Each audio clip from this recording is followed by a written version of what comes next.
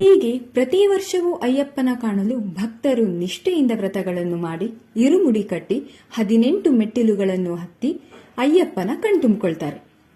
ಇರುಮುಡಿಯಲ್ಲಿರುವ ನೇಯಿ ತೆಂಗ ಅಥವಾ ತುಪ್ಪದ ತೆಂಗಿನಕಾಯಿ ದೈಹಿಕ ಹಾಗೂ ಆಧ್ಯಾತ್ಮಿಕವಾಗಿ ಶುದ್ಧೀಕರಿಸಿದ ಭಕ್ತನನ್ನು ಸೂಚಿಸುತ್ತೆ. ತುಪ್ಪವನ್ನು ಅಭಿಷೇಕಕ್ಕೆ ಬಳಸಿದ್ರೆ ತೆಂಗಿನಕಾಯನ್ನು ಸುಡಲು ಹಾಕ್ತಾರೆ.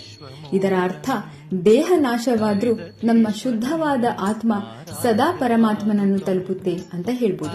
ವಿಮರ್ದನಂ ಸ್ವಾಮಿ ನಿತ್ಯನರ್ತನಂ ಹರಿಹರಾತ್ಮಜಂ ಸ್ವಾಮಿ ದೇವಮಾಶ್ರಯೇ.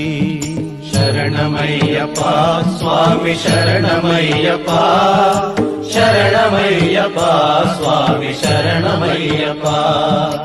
ಶರಣಮಯ್ಯಪ್ಪ ಸ್ವಾಮಿ ಶರಣಮಯ್ಯಪ್ಪ, ಶರಣಮಯ್ಯಪ್ಪ ಸ್ವಾಮಿ ಶರಣಮಯ್ಯಪ್ಪ.